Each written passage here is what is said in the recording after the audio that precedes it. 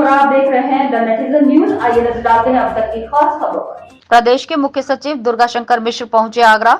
Circuit house में दिया गया गार्ड ऑफ ऑनर। मुख्य सचिव पहुंचे ताजमहल मेट्रो स्टेशन।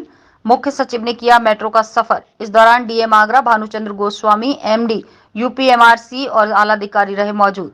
मेट्रो में सफर के दौरान मुख्य सचिव दुर्गा शंकर मिश्र ने अधिकारियों से ली अगले मेट्रो कॉरिडोर बनने की जानकारी। सभी मेट्रो स्टेशन पर यात्रियों की सुविधाओं और सुरक्षा का भी लिया जायजा। मेट्रो के साथ में इतना रमा जमा हूँ कि पूरे देश की मेट्रो मैंने देखी है। जो हमें सबसे पहले जो अच्छी चीज़ ये लगती है कि हम किसी ज़माने में मेट्रो का रोलिंग स्टॉक था, हम विदेशों से लाते थे। इटली से आती थी, साउथ कोरिया से आती थी, जापान से आती थी, और अब हमारी मेट्रो सारी की सारी आत्मनिर्भर, जो माननीय प्रधानमंत्री जी की जो एक उनका एक विजन है, हम हर जगह आत्मनिर्भर बने, तो आज मेट्रो में हम पूरी तरह से आत्मनिर्भर हैं। आपके यहाँ जो यहाँ पे मेट्रो जो चल रही है, ये मेट्रो एल्स्टम कंपनी जो यहाँ पे है सिवली में, वहाँ से आई हुई है। तो पहला चीज़ तो आत्मनिर्भर है। दूसरा, हम लोग इतनी ज़्यादा एक्सपर्टीज़, किसी ज़माने में हमारे जो मेट्रो बनाने के लिए जो काम करने वाले होते थे, हम बाहर की कंपनियों को लेते थे। आज हमारे खुद के लोगों में इतनी एक्सपर्टीज़ डेवलप हो गई है कि हम खुद अपनी मेट्रो बना रहे हैं। आज हालत है कि हम अपनी मेट्रो के लोग जाके विदेशों में उनको जो है कंसल्टेंसी दे रहे हैं। ये भी एक बहुत बड़ी बात है। एमजी रोड के लोग चाहते हैं कि भूमिगत बने मेट्रो। देखो, भूमिगत मेट्रो बनाने का फ़ायदा भी और नुकसान भी है। जो सबसे बड़ा नुकसान ये है कि जिसमें भूमिगत बनेगा उसमें पूरा का पूरा वहाँ ऑपरेशन बंद हो जाएगा। समझिए कि 2-3 साल तक अगर एमजी रोड पूरा बंद हो जाए, आप सोचिए कि आगरा का क्या हालत होगी। पहली चीज़। दूसरी चीज़ कि जो अंडरग्राउंड मेट्रो बनती है उसमें कॉस्ट जो है, अगर ऊपर की बनती है, ऊपर में मेट्रो बनाने में करीब 250 करोड़ के आसपास खर्च आता है, 200 से 250 करोड़ खर्च आता है। आप अंडरग्राउंड बनाते हो उसमें 750 से 800 करोड़ की खर्च आता है, यानी लगभग 3 गुना खर्च होता है। वो खर्च कहाँ से मेट्रो कंपनी कहाँ से लाएगी? वो हमारे किराए से लाएगी, तो यानी पैसेंजर्स के ऊपर भार बहुत ज़्यादा बढ़ जाएगा।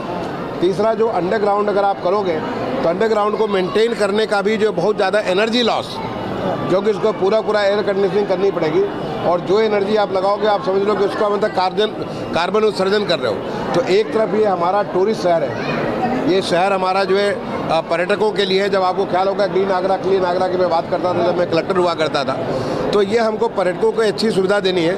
अगर आप यहाँ पे कार्बन का उत्सर्जन करेंगे तो शहर का वातावरण भी, यहाँ का पर्यावरण को भी सीधा उसका नुकसान पड़ेगा। तो मैं समझता हूँ कि न तो ये व्यापारियों के हित में है, न तो ये यहाँ के नागरिकों के हित में है, न तो ये पर्यटकों के हित में है। किसके हित में? क्योंकि आज हमारे देश में जिस प्रकार से तेज़ी से मेट्रो का विकास हुआ है, अभी हम 900 किलोमीटर से ज़्यादा, लगभग 915 किलोमीटर, ये किस्वा सरबड़ा आगरा जहाँ पे ये मेट्रो चल रही थी, तो 915 किलोमीटर मेट्रो चल चुकी है।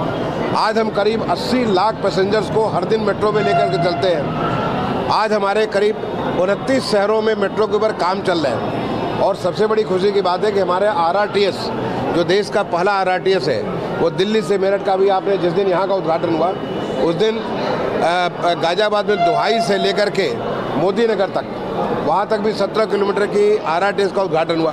तो जिस तेज़ी के साथ देश में विकास हो रहा है, हम कम से कम खर्चे में अधिक से अधिक बेहतर सुविधा नागरिकों को देना चाहते हैं। आगरा को जोड़ेंगे फतेहपुर से भी मेट्रो द्वारा?